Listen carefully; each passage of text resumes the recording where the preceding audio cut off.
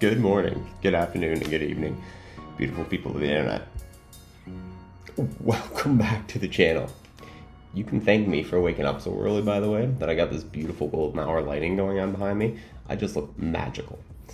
Anyways, that's not what we're here to talk about. We are here to talk about the craziest reaction response I've ever seen on YouTube. In YouTube Golf anyways. I started this channel reacting to the Grant and Micah leaving Good thing, and that was crazy for sure. And like at scale, that was probably larger because it stayed really hot for a long time, and there's two people and there's a big group that was attached to it. But this might be like right there, if not like even slightly more crazy than that. All right, let's dive into it. So I posted this video a couple days ago on Friday, raw reaction to Rick Shiels joining Live, which was exactly that. It was a 40-minute long video. It was just me sitting here watching Rick's announcement and live reacting to it. I wanted to do that because it's kind of a fun format. It lets you guys kind of see behind the curtain a little bit. But this is my more, thought through video. This is my more letting the dust settle a little bit and reacting to everything that's happened. And there's been a lot that has happened. I greatly appreciate this top comment, by the way. SF Jean Francois. I don't know if you're French or not. I really appreciate that. That's very nice of you. But so the comments on mine, there were a lot of comments. They were decently mixed. I would say they were a lot more mixed than on Rick's video, and we'll get to that in a second. There was, I would say close to like 50-50 support and 50-50 kind of critical, but not like super aggressively critical on my video at least. But we're going to get to Rick's video and see. But anyways, this was a top trend that I saw as well. Some people were commenting that top comments on his post were getting deleted. There's a ton of comments. That's kind of the first thing I want to address. If we go look at Rick's video, I saw that a lot, even in his video, a lot of people commenting about that. The tough thing is there's at this point 14,000 comments. So even if a comment had like 1,000, like 2,000 likes, like this one has 2.2 thousand likes. I mean, considering you and Guy used to openly say that you didn't support Live and it was bad for the game, it must have been a pretty big paycheck to change your mind. In my opinion, if Rick was deleting comments, this would probably be a comment that got deleted. That one's still there. I can't say for sure that he wasn't, but I just think you reach a certain point where you're far too large to just delete comments because it would take forever. And I think all of us learn over time. Like there's like maybe one or two. If you see someone that like keeps coming back and just keeps saying, not even necessarily negative stuff against you as a creator, but like will fight people in the comments and kind of just like makes your comment section like too negative, not even against you, but just like other people might not feel like they want to like comment what they want to comment because they're going to get reamed out by this random, then maybe you block that person or like you can hide them from the channel on YouTube. But I don't know, I've been on this in YouTube for a long time.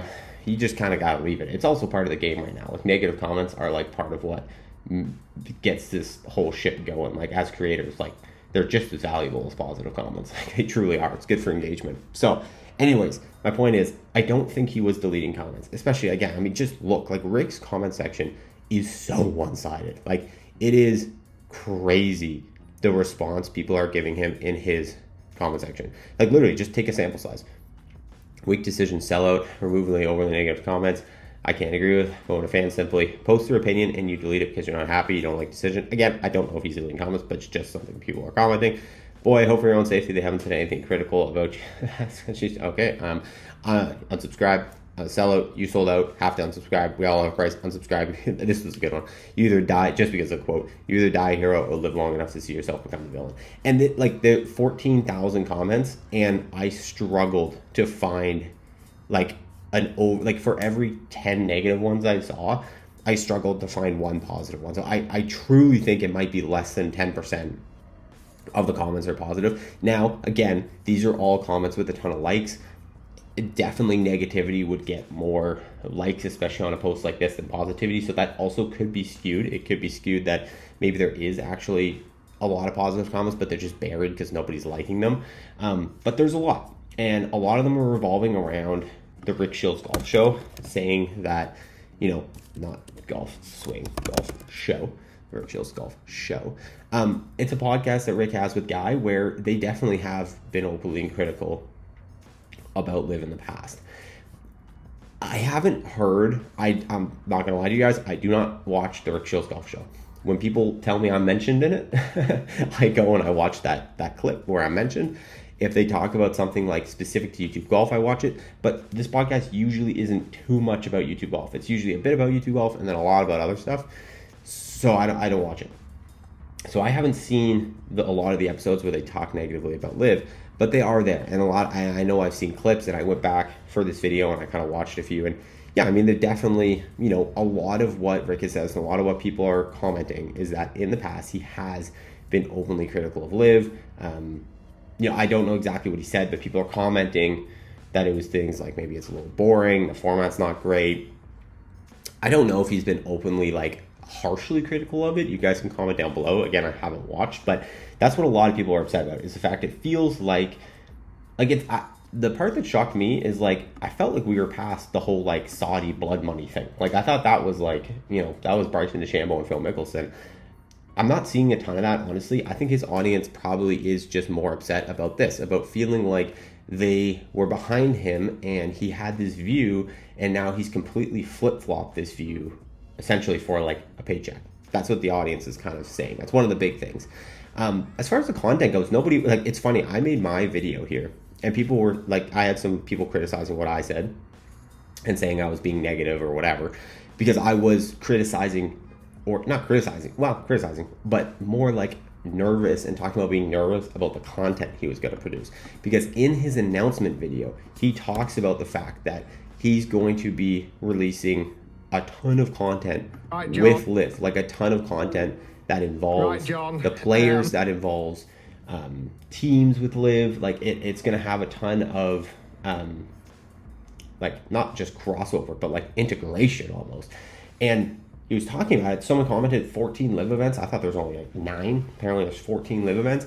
And he said each one he's going to be making content. And each one, it sounded like there was 3 to 4 different pieces of content.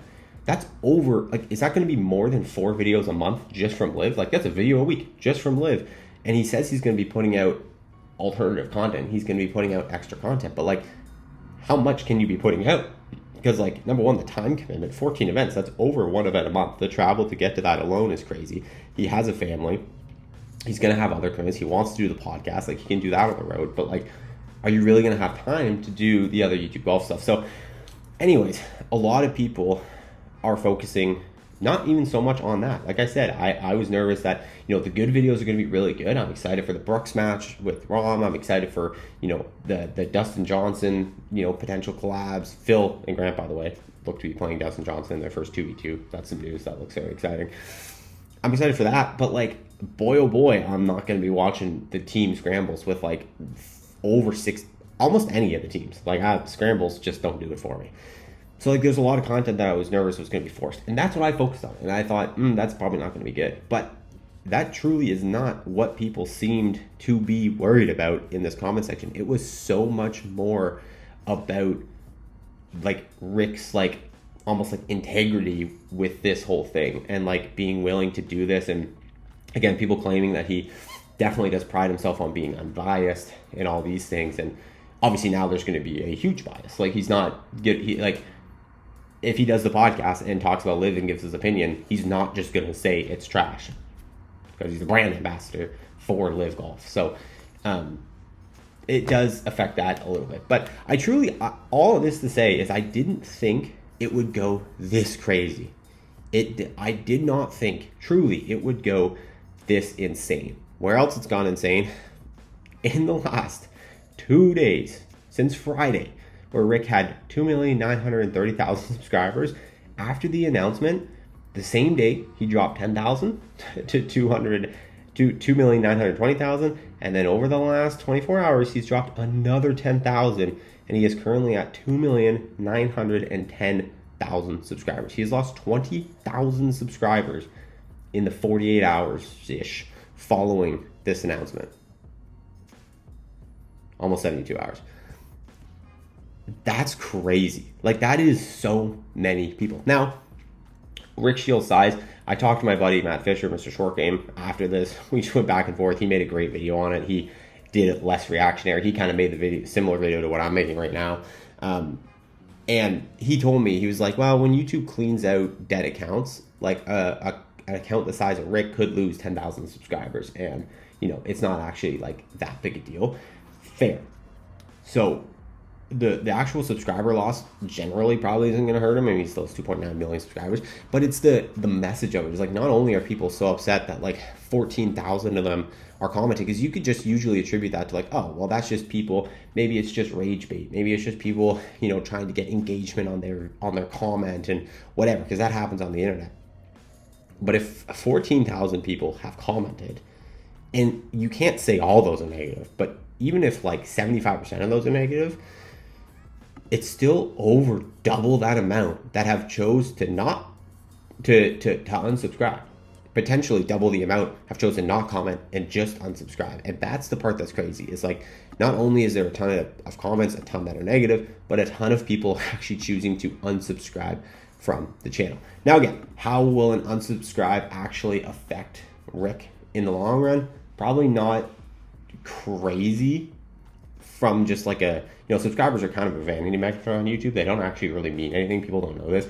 We as creators don't get paid more because of subscribers, at least from AdSense. Really, it's a vanity metric, and it's something that brands, if they're kind of stupid, look at. So like, a brand will be like, oh, if you have 50,000 subscribers, we'll look at you for this brand deal.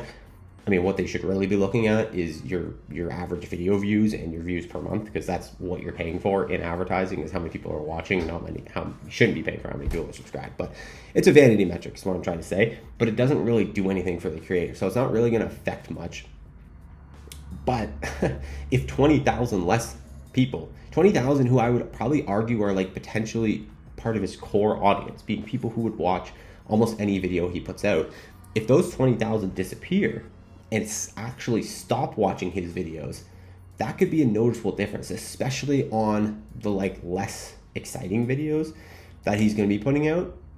That's kind of a sizable number dipping out, but I think more than anything, it just shows the general reaction. So listen, there's two sides to this. I'm just going to let him play with some subtitles so you guys can see if you missed anything, and I'll keep talking here.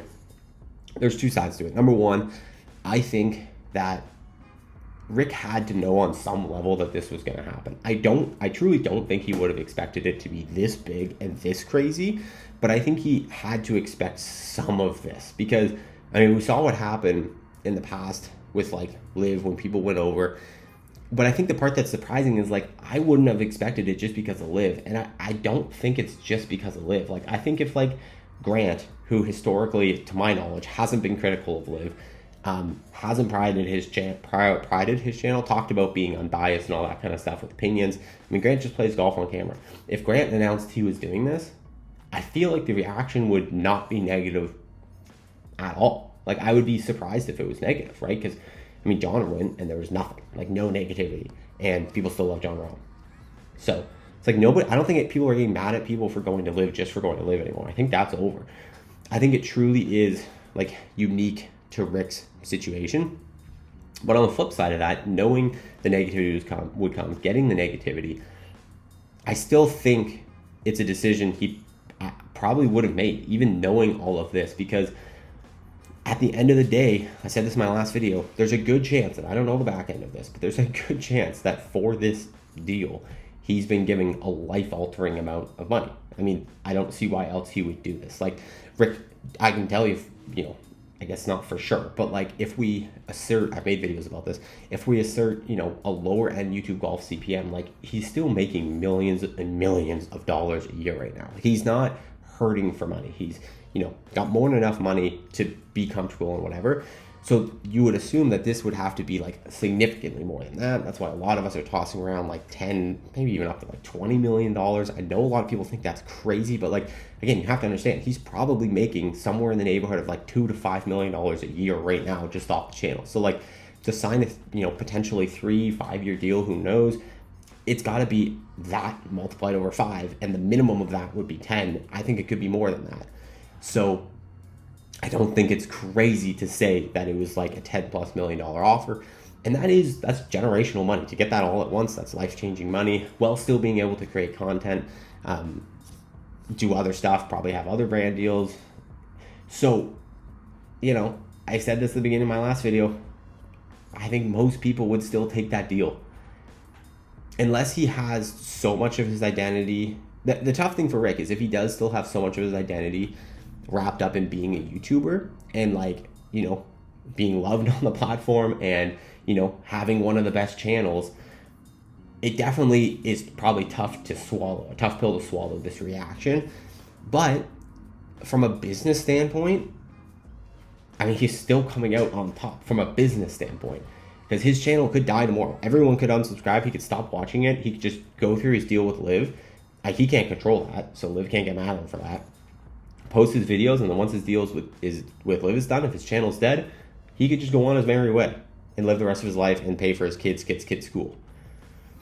However, here's the big however. I don't think that's the case. I don't think this is the end of Shiels by any means. I think a lot of people who unsubscribed are still probably going to watch a lot of the top tier collaborative videos. I think a lot of people who unsubscribed may resubscribe. But I do also think that there's a large part of his core audience that is hurt, or feels some sort of I've been with you forever, this is a switch up, we don't like this. And they are genuinely hurt, and they may not watch. But again, in the long run, I don't think it's going to matter. Grant, a lot of people hated Grant for a long time after he left Good Good. A lot of people wrote a lot of negative comments about Grant when he left Good Good. Now he's the most loved and popular creator on the platform. So I do not think by any means this is the end of Rick Shiels personally. I think this is just a reaction to it. I think there's a lot of people that are hurt. I think a lot of his core audience is bummed that this happened. But there's a lot of people like me who just want to watch good videos. And if a good video comes out, I don't really care who puts it out. I'm going to watch it if it's a good video. And I think the vast majority of YouTube golf watchers are the same. So anyways, guys, that's my update reaction. It is nuts. It is nuts to see the comments that have come on it, the 20,000 subscriber loss. It is nuts. Let me know your thoughts on it all in the comments below. Thank you guys so much for watching. I'll see you in the next one.